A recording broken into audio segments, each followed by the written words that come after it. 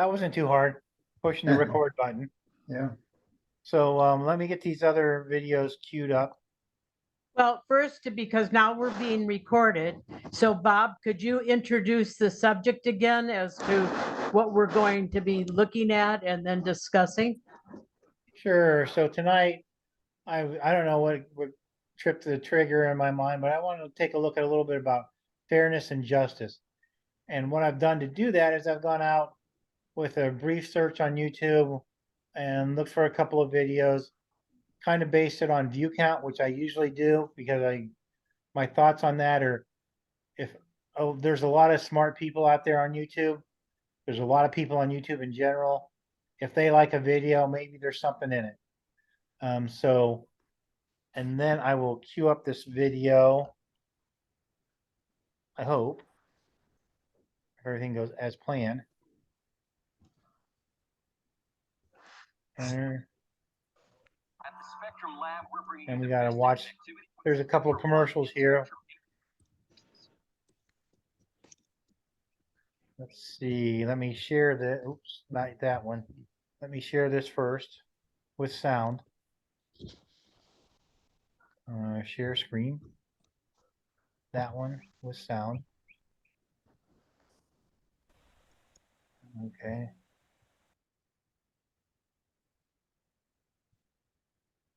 This is about 13 minutes. I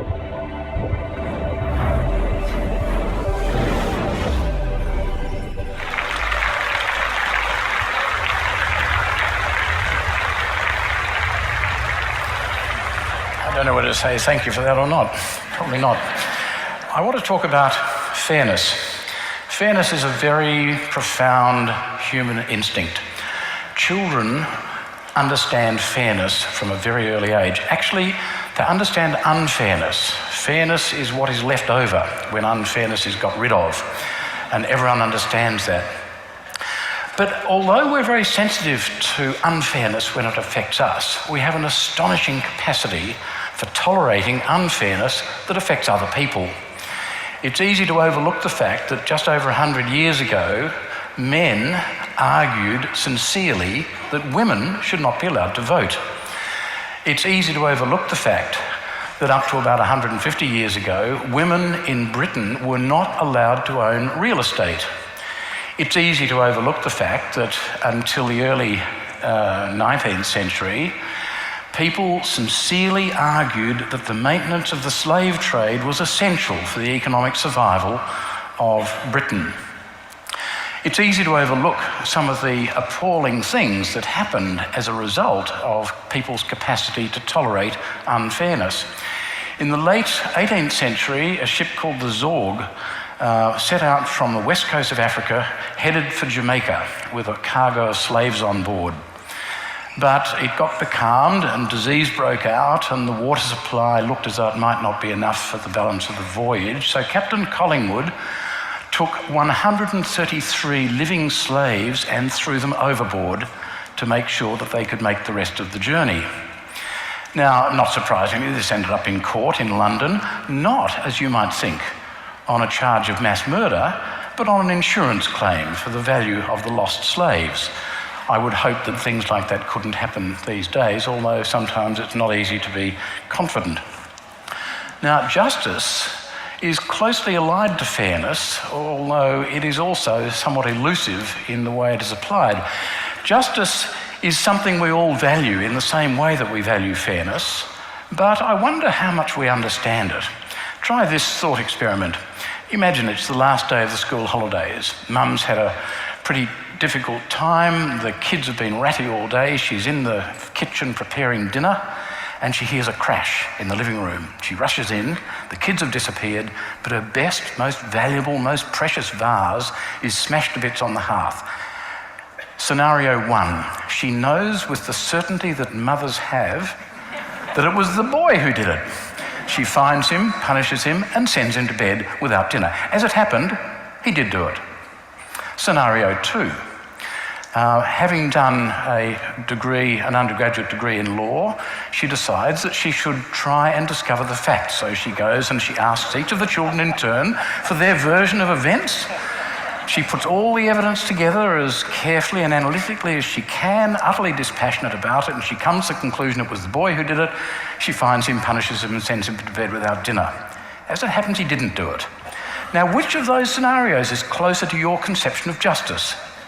Most people can't answer that question quickly. And that tells you the ambiguity of justice. Now, justice is very important, of course, and especially it's important when it is marred by injustice.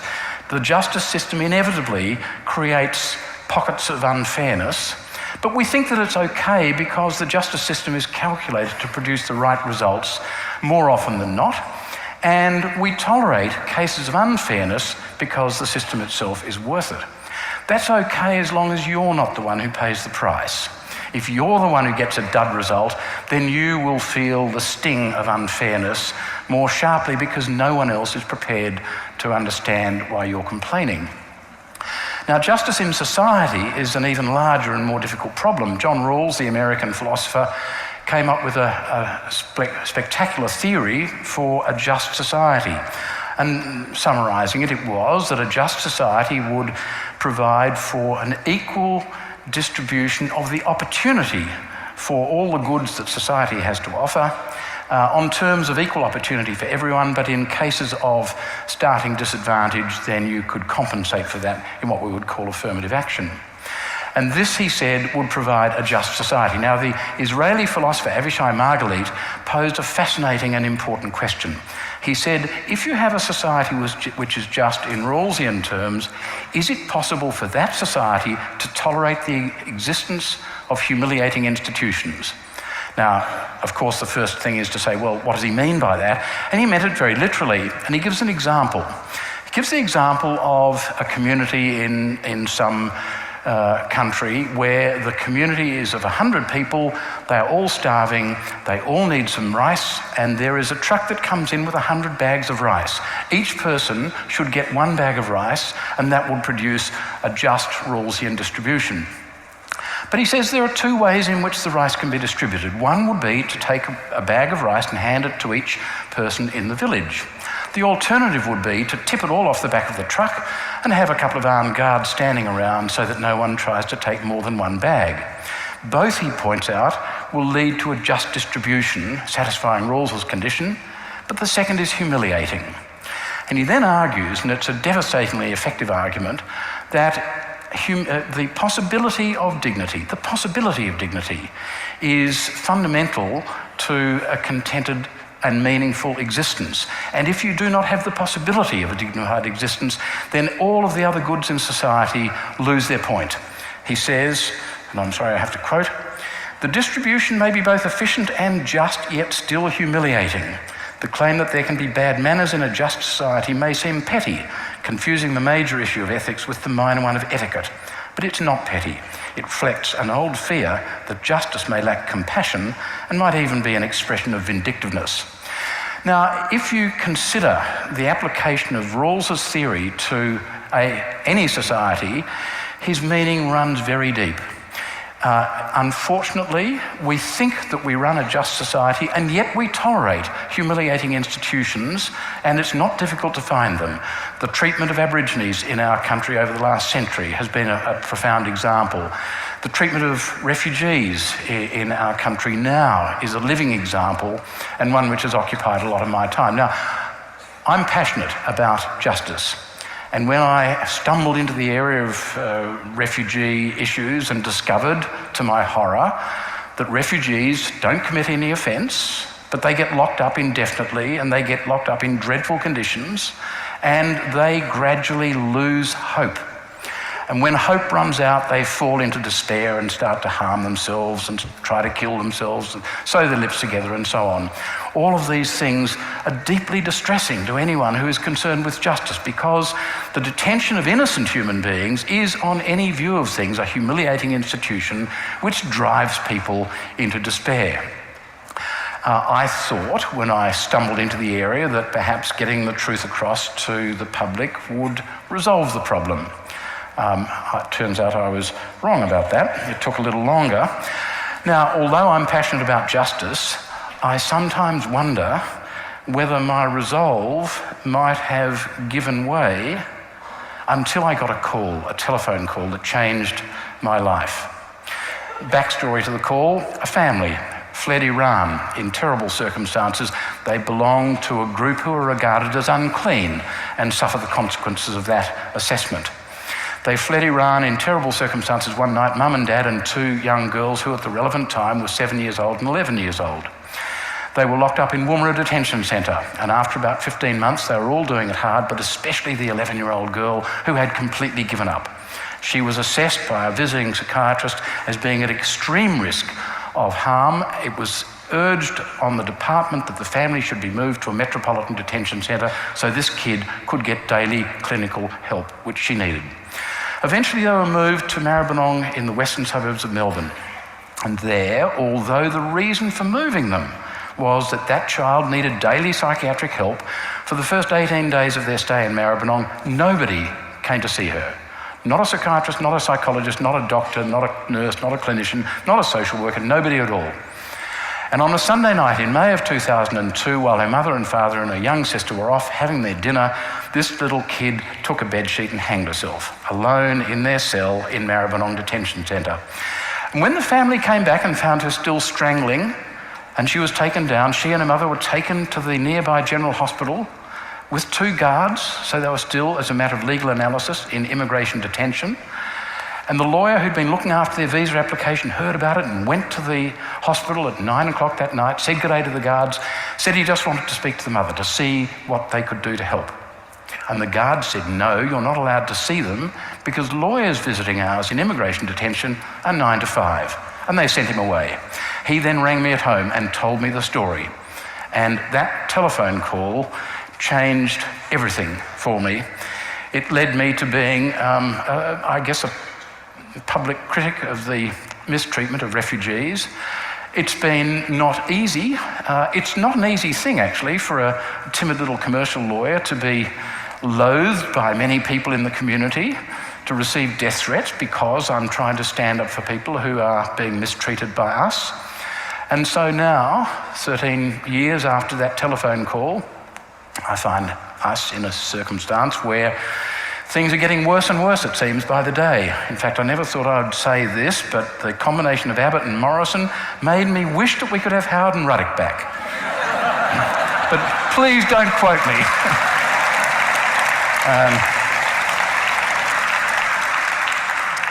But my resolution firmed one evening when Kate and I were at a glittering social function, and the wife of a very senior, very respected colleague came up to me and said rather archly, "Do you think it appropriate that a member of the bar should speak publicly about these matters?"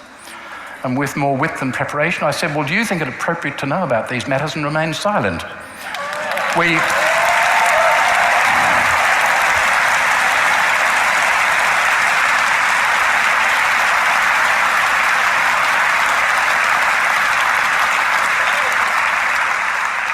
She hasn't spoken to me since. But while I suspect that this struggle will not end in my lifetime, I have at least the comfort of knowing that with my last breath, I will be able to say, "At least I tried," instead of "I wish I had done something." And it occurred to me as I was thinking about what to talk about this afternoon, all of you can do the same. All of you can have the same comfort in knowing that you can, with your last breath, say, "At least I tried." And all you have to do is be passionate about justice, to stand up against injustice whenever you see it, and say that whatever you do, in whatever area you live, make sure you stand up for justice. Stand up for justice and never, ever give up. Thank you.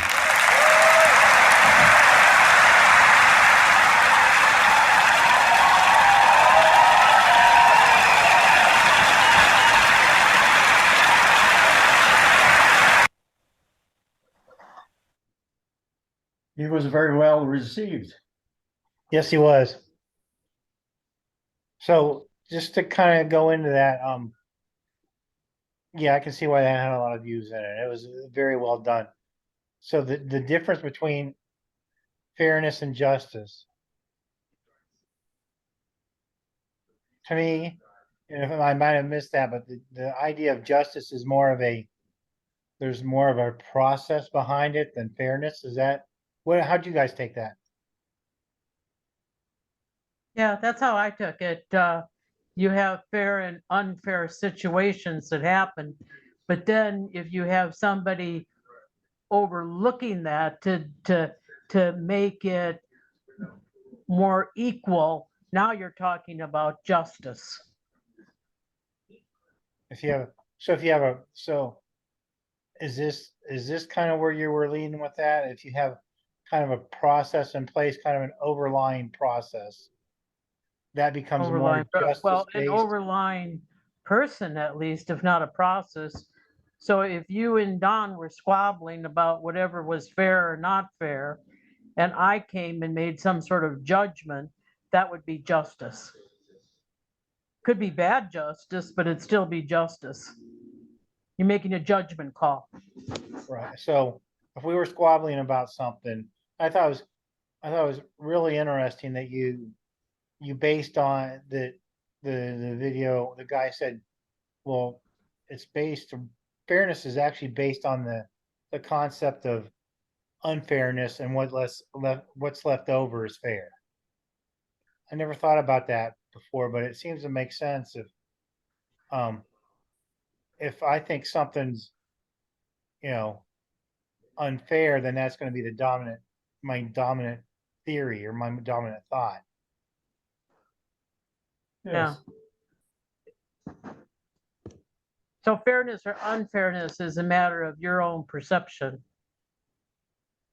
I think, I think it is, but I think there are some moral laws that are still going to be based on your perception, but I mean, I think they still ring true. And I think, during this talk, I'm hearing Jesus coming forward, and this is what he was all about. Yeah, I think of the governor of Florida sending immigrants or people that came across the border illegally, sending or flying them to California. And it was unfair that you would do that, but then I understand the California governor is going to sue Florida for what he had done. Yeah. Well, it was unfair for him to do that because California already has a lot of problems of immigrants coming from, from Mexico. And the only reason he did that is he wanted to prove a political point because he's running for president. And that was so unfair to those people that came this country to have better lives, and then someone does that to them. Yeah.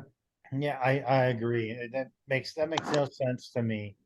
And it was unfair and very unjust. And Sue was talking to me about this a little bit tonight about the down in Florida. I guess there's a case of trans kids where the parents sued the state for the continuation of, I don't know, care for their trans children, and they won, which seems to be, to me, not only is it fair, but it's just.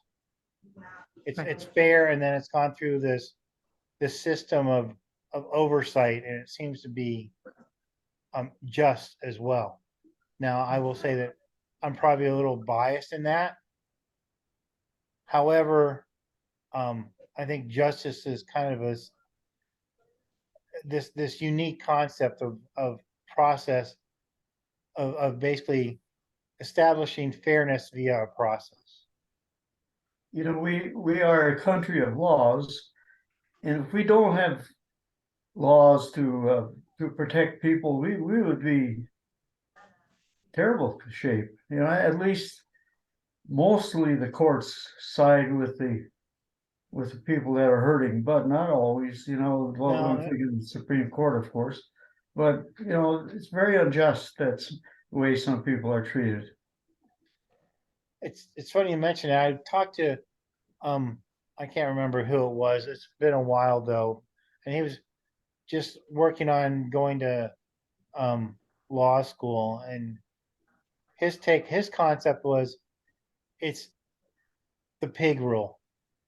The ones that act like a pig usually lose.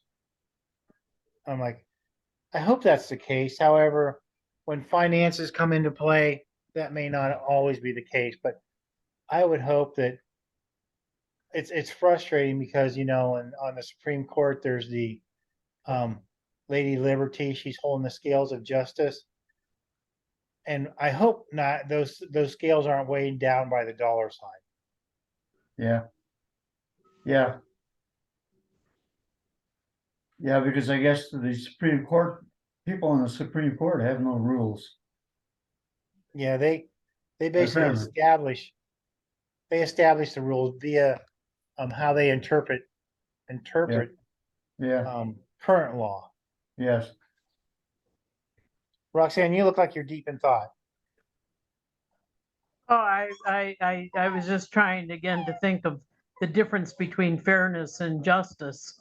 And so far, we have not defined it. It seems very easy to conflate the two. Yeah. Well, okay, so that's what I was looking for. To me, justice is fairness put into a process. Like you mentioned, there was a judge there that decided what was fair and not fair. And via that process, now that became a just decision. Yeah, Or am I wrong? So justice would be that you'd have to have some sort of laws established. And then somebody would make a judgment as to whether that law upheld your version of the way you wanted things to go or the other person's version of the way they wanted things to go. And that's justice. Um, it kind of is, but I would like to also preface that with it's not a win-lose.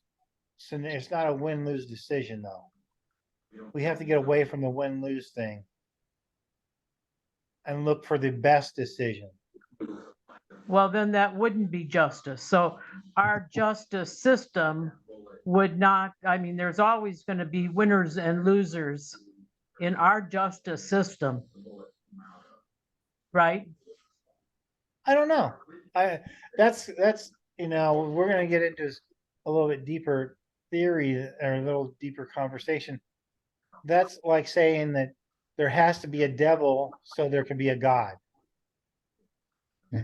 yeah, I disagree. I think that that's an extreme polarity that's meant to define justice. And I don't think that that does the job. I think that our justice system is two people come with two different opposing ideas before a justice right now.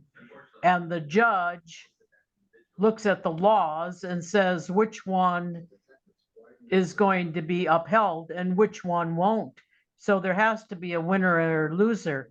Now, that doesn't have anything to do with saying that there's a devil and a God, right? That's our justice system. That's how our justice system in America operates. Now, if you disagree, then show me an example of where both people won in a court of law in America.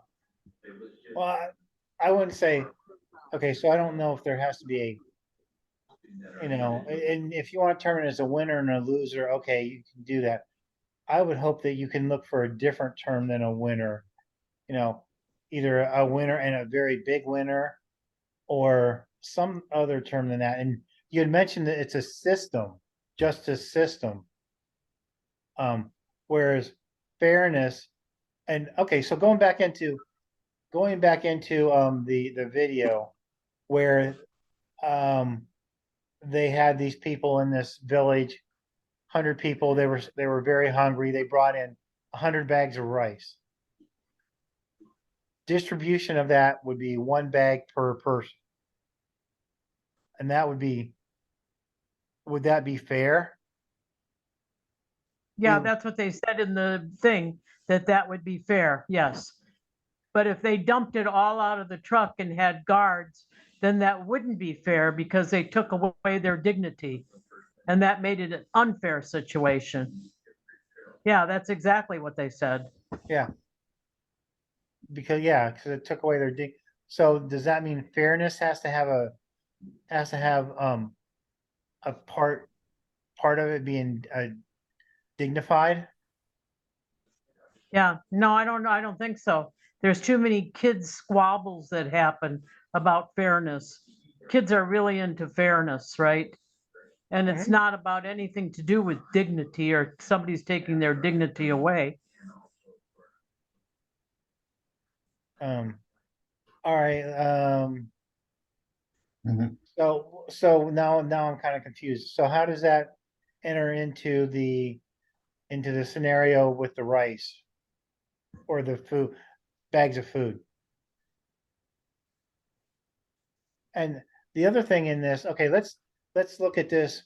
I was just throwing a kind of a different viewpoint on this. So if everybody gets 1 bag of rice, we think that's fair.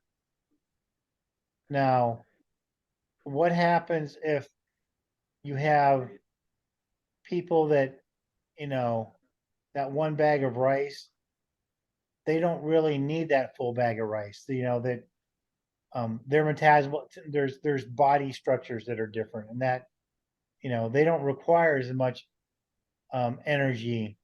Maybe this is a wrong example. To keep their body going at that premium pace, as do these other people. Well, the way that the bags were distributed is still fair because everybody got the same amount. Now, if one of those people needed more rice to sustain their metabolic needs or to get more protein because they had a lot of different chronic diseases going on, well, then that person could appeal to the justice system and have justice. It's still a fair system, though. It does not mean it was an unfair system because all of a sudden there's unforeseen circumstances. But what about that person that knows they need more? It's like it's unfair to them. Well, I think that's what he was saying, that's what makes it unfair. The rest of the people don't see it as unfair, but that one person would see it as unfair. Well, They let's say needed that, more and they didn't get it. But could they really say that the system was unfair? The system, to me, still seems like a pretty fair system. You were gonna Well, say, Don? let's say the guy that had the rice didn't, let's say that he's, he doesn't need it all. And let's say he sold part of that to somebody that requires more calories. So is that fair? If he stole it? Oh, No, no, if sold he it. stole it, now sold it. Well, now if he you're, sold, let's say he sold of that bag, he sold a cup to his neighbor because his neighbor needed more energy and more food. That would make, is that fair? One would have more if you rice knew because, that, if you knew all of that ahead of time, if you knew it all, then you might have, and then decided that you were not going to give that person what they really needed, but still just divided it all equally. I would say that's getting into justice more than fairness. You got maybe an unjust system, but how you distribute it was still fair. yeah, you could go round and round on this. Oh, yeah, you can, and it's kind of interesting, because I would Yeah. say that if I'm on the outside looking in and that guy sold a cup of his rice to this other person, that's Stole, not fair. Why Well, do that's stealing now. Now you're dealing with immoralities and I sold, and not stealing stole. is actually illegal. No, It's wait, not no, I just sold it immoral. to him. Yeah. I sold it. if I sell You this did cup what? of rice to this other guy and somebody else is looking at it, it's like, well, that's not fair on me. I don't have that opportunity. Yeah. Well, now you're talking about fairness of opportunities. And and that's what I was, mean, it seems like and they you brought really that up need in to the video, determine didn't they? before you even get into it, what you're talking about is a fair system. Are we talking about fairness and opportunities? Are we talking about fairness and metabolic needs? Are we talking about fairness in terms of goods and dollar values? I mean, it all depends upon how you define it first, right? How can you determine? How can you make a determination without knowing what you're talking about? Isn't, yeah, that's an interesting idea. But in light of all these, well, can't you get into that rabbit hole of, always putting all these arguments on it and say, well, that's not fair, that's not fair, based on, it's a fairness of equality, fairness of distribution, fairness of health medical needs. So there's not one right idea that's fair. Right, it's a concept. So a concept can't be right or wrong. It depends upon how you define it. Are you defining it as far as medical needs? Are you defining it in terms of dollar value? I mean, how are you defining it? What makes it concrete, and how do you operationalize it? How do you take a concept and decide on a concept alone? That's like that's like saying what love is or not. Unless you define what love is, what you're really talking about, you can't make any judgment call on it, can you? Well, that's a good analogy, and like I said, and it comes back to when you have a definition, now you basically have a set of standards or laws or codes Right, that you're judging that against. right. That you're weighing these two viewpoints against. Right. Well, I have a, thinking back, I had a friend, he's still alive. This friend that was a manager of this one department at the newspaper where I worked. And the owner of the company, he decided, hey, he's making too much money. So what he did, he he found a way to fire him. and he hired this young gal right out of college for about half what he was making in wages. Now, was that fair? That's American way, though, isn't it? If somebody is willing to do that particular job for less money, isn't that fair? I mean, is it under our system that, you know? What Well, are your thoughts on that, Roxanne? well, I think that again, it depends upon what are you defining fairness? And the sense that you're talking about, it sounds like the standard is we're talking about human dignity. And you did not treat that one person with dignity at all.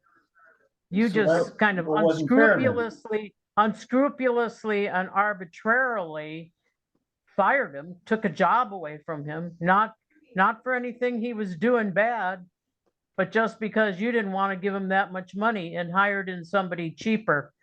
That sounds like so I would say that the definition and the standard that you'd want to use in that case would be, how are you treating people? Are you treating them with dignity? Are you respecting them? Yeah, it's very unfair, right? Right, and therefore, if that's the standard, then that'd be very unfair, yes. Yes.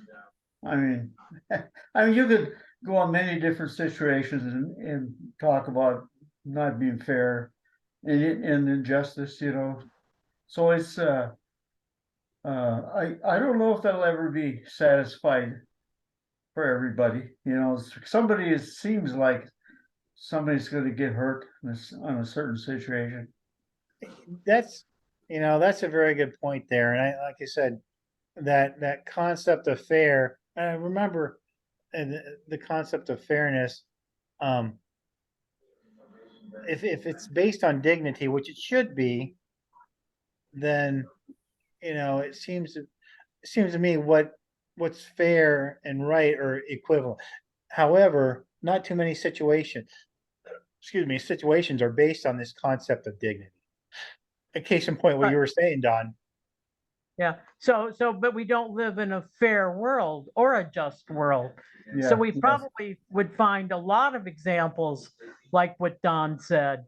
yes, Doesn't make it right, yeah. doesn't No. make it all of a sudden, oh, that's fair or that's just. Yeah, And I to think, to and the I, guy I got think, to the guy that got fired is very unfair. But the young gal that took that job, that to her, she thought it was great, fair. She got a job. You know, so, yeah, okay, so put your eyes in each, there's three people's shoes there, right? There's the hiring manager, there's the lady that's coming in, and there's the lady and the guy that's going out. yeah, For the guy going out, he thinks it's terribly unfair. yes, For the hiring manager, I don't know if they even think that it's fair or not. They just look at it from a different angle of financial, financial gain. And for the lady coming in, she thinks it's fair because she's got that job. Now, maybe if she knew um all the background, maybe she wouldn't. She'd have a little bit different spin on her. Right. Or And she probably wouldn't trust that manager so well if she understood all of the information that she Well, did not know. after she had the job for a number of years, yeah. But at the moment, She'd probably be looking for another job out of the corner of her eye before it happened to her, yeah, yeah, realizing that it wasn't fair or just. yes, And if the Um, other guy, if the manager wants to put all of his laurels, all of his morals are based on money and the almighty dollar, which that happens a lot too. In the end, if that's the standard you're living by, that's the standard you're going to die by, yeah, which doesn't seem like a happy ending. well, he probably felt good because he saved the company money. Maybe he Right. thought he did his job by cutting down Right. costs or something. Right. I don't, Well, I think there's a lot of people, especially in the consumerism in America. I think there's a lot of people that worship money over any other type of value or moral or law. Yes. We see it happen all the time. And maybe those people have a good life, and die happy maybe, because again, there's not justice or fairness in this world. yeah. We can't expect, I don't know if we could even expect justice and fairness for everyone in this world. yeah, Yeah, they, I think you're right there, and I think this comes down to um this idea of, you know, when God reveals himself little by little, that you you you can't step up and be God. That's Right. and and I will say that depending on where you are, that idea, the concept of fairness and justice, they can leave a lot to be desired. Yes. Spinning it onto the refugee, that 12-year-old that decided to try to hang herself, when she was going down that idea of, it's not fair, and you lose hope. And when you get into the hopeless state / lonely state, a lot of bad things happen, and they just spiral downward. Yeah. When you lose hope, yes. And to me, when you lose hope, things go south just terribly quickly. Mhm. One of the things in dealing with our participants who are in the moderate stage, or maybe sometimes even the severe stage of loneliness, is helping them to find hope that there's still meaning in life. And what's the meaning in life for them? And to help them to be able to see that. It's tough. Yeah. It's really hard. I don't know, you almost need some kind of motivational that you're a child of God. You have dignity, you have value. Right. And you need somebody there, one of us, to remind them of that, because they lose sight of all of that. Their life is totally meaningless. It's just day after empty day with Yep. nothing there. Yeah. So, I'm gonna bring up another little 2-minute video that I found, and I thought, let's just take a look at this and then get a little bit of reaction, and then we'll close.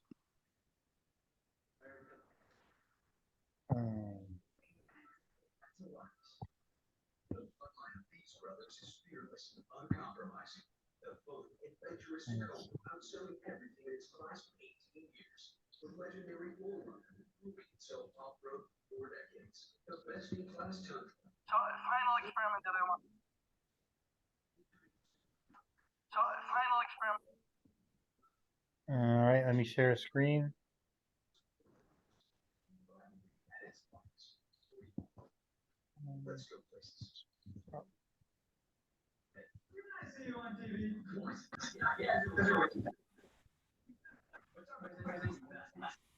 You might have seen this, but let's see. So a final experiment that I want to mention to you is our fairness study. And so this became a very famous study, and there's now many more, because after we did this about 10 years ago, it became very well known. And we did that originally with capuchin monkeys, and I'm going to show you the first experiment that we did. It has now been done with dogs and with birds and with chimpanzees, but with Sarah Brosnan we started out with capuchin monkeys. So what we did is we put 2 capuchin monkeys side by side. Again, these animals, they live in a group. They know each other. We take them out of the group, put them in a test chamber. And there's a very simple task that they need to do. And if you give both of them cucumber for the task, the 2 monkeys side by side, they're perfectly willing to do this 25 times in a row. So cucumber, even though it's really only water in my opinion, but cucumber is perfectly fine for them.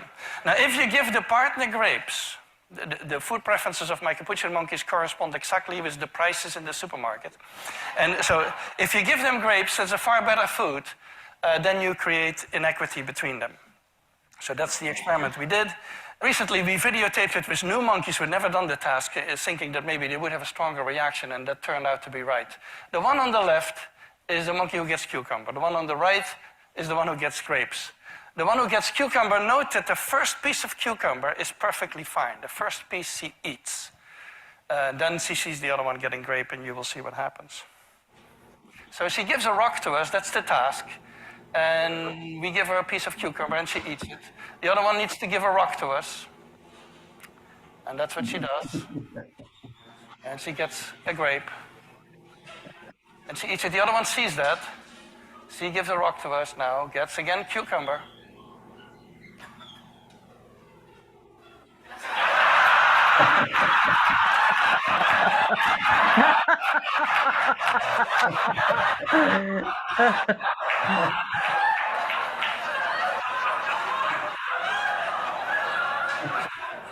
She tests the rock now against the wall. She needs to give it to us. And she gets cucumber again.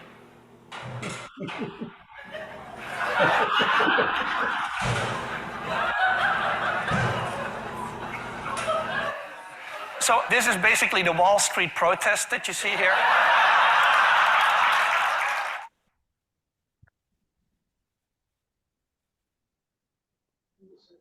What's with the double McNuggets? Oh, this one's one. A little 2-minute clip with animals that That's pretty good. have no idea of what fairness and equality is, and they come out like that. Yeah, he figured out that it wasn't fair, that he come from Allegheny, had to eat the Yeah, you grapes. figured it out real quick. Yeah, And And showed his displeasure. yeah, so, yeah, and to me, this comes back into this. So this is equality of pay or fairness of pay. I think I can make those terms interchangeable there. And it's just amazing to find, that in the animal kingdom, there is a concept of fairness. but usually in the animal kingdom, one of the, let's say there's 5 wolves. One of the wolves is gonna become the leader of the pack. Probably the Right. strongest one, so that part isn't fair, that one gets to eat first. I don't know. Is it fair I that don't there's know. one that goes out and becomes a leader? I don't know. Well, I think that they're definitely, with wolves that you mentioned, there's definitely the alpha wolf, and what they want, they get. And if it's food, they need the food before their children even need the food, and they get the food. Because if they give the food to their children, and that's not gonna, then they aren't even strong enough to defend those children with intruders. What good does that do those children, right? So yeah, the leader gets the food. And that is fair. And there are always many factions that realize that the reason for that, yes. I think what's really something to what this reminded me of, because I love that monkey that was so demonstrative in showing everybody that he did not like this system, not one darn bit, right? And he Yeah. wasn't afraid to show his feelings about it either. And yet in with human beings, that kind of stuff happens with adults, and the adult that's not being treated fairly has to just sit there and usually suck it up. Yeah, I mean, Just you eat the can't cucumber. act out. I mean, you'd get fired, or you wouldn't have friends, or something bad would happen to you, right? yeah. Yeah, you would be ostracized. You have the potential to be ostracized there. Absolutely. So Um, even though it's unfair, you just have to grin and bear it best you can. I think usually you have to work on the job for a few years to realize that, when you first start a job, you think everybody should be treated fairly, but then when life goes on, you find out, hey, it's not always the case, sometimes you have to take the bad with the good. no, that's true. That's quite true. And I don't know, I just, like I said, you said, you kind of grin and bear it. And the people that step up, they say, wait a minute, this isn't the right way. They may be ostracized. They won't have any friends. Or it could go even Yeah, especially further. if they're the only one person that does it. Hmm? If there's only one person that's stepping up and being an advocate, yeah, they usually will be banned. But Yeah. if the whole group does it now, that's a different story. Or if what if that whole group starts to see that there is unfairness and justice, at least according to them. Right. Well, then as a whole group, they have a little bit more influence than just that one person who's standing up, and now will be ostracized by everybody, including maybe the leader. That's why people form or unions Exactly. Exactly. for that purpose, yes. And I was thinking maybe 2,000 years ago, somebody did this and got a little bit of a following, and it didn't go well for him. Right. It- So that's what happens, right? Yep. But that doesn't mean, and spinning this back into the video, that doesn't mean you don't do it. And I really liked the guy's response to, do you think the bar association should be, standing behind this? And his rebuttal is, I don't see how you cannot stand behind it. And Right. like I said, they kind of split that friendship pretty quickly, but Right. So I think that in knowing if you're going to be the only one that stands up and is an advocate, you have to be willing to accept then the consequences that will happen.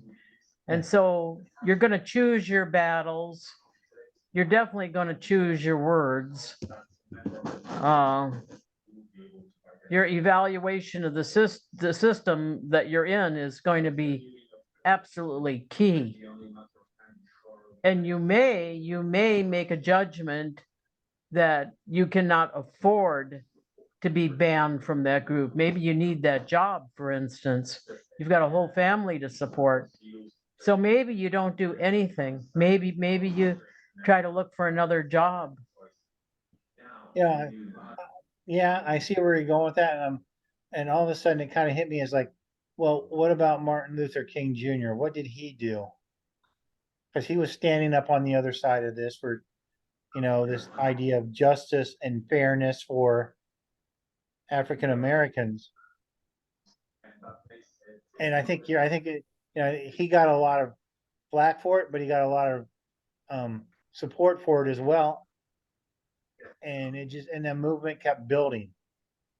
Yeah, but I think that people like Martin Luther King Jr., people like Gandhi, people like Jesus Christ, they understand if they're going to be a person of integrity and be an advocate, they've accepted the consequences. Then they know what's going to happen. That's a good point. They Yeah. know things are not going to go well for them. Yeah. No. Yeah. And I think so the idea of Jesus, that's very, very, well founded. Martin Luther King, yeah, I guess he probably did think that at any point, he could be killed. He did. His life So could be did Robert ended. Kennedy, because Robert Kennedy was another one that was trying to stand up for justice and speak out, right? And he knew, I mean, especially given his family background, And Bobby that Kennedy. he could be killed. Yeah. And he was willing that they make that decision that come hell or high water, they're gonna take the high ground. Yeah. Yeah, that's that's really interesting. And that's a good point that they've accepted the fact that this is where the path could lead. Hopefully it doesn't, but it can. Well, we talk about how our politics is upside down right now. Well, it's happened before. When Dr. Martin King got killed, that happened right around the time that Kennedy got killed, and then Bobby Kennedy got killed. So, there's all those people that got killed, and things were pretty bad in that time in our country. So, we're going through a bad period right now, but we've had those periods before. Yeah. That's a true statement. I don't know. And maybe because I didn't live in that time frame, I didn't understand the magnitude of it. But I kind of see the magnitude of it now, and Yeah. because that's the time frame I'm living in. Yeah, I think that things were worse back in the 60s Yeah. than now. Of course, we never know what's going to happen now. I mean, in the next Well, election, it could become worse now, could be. but I really think it was worse then. Yeah. I mean, when you think of thinking about fairness and justice, my God, look at all the terrible injustices and how unfair things were back in the 50s, 40s, 30s that brought about the 60s, that brought about this revolution. And it was a revolution.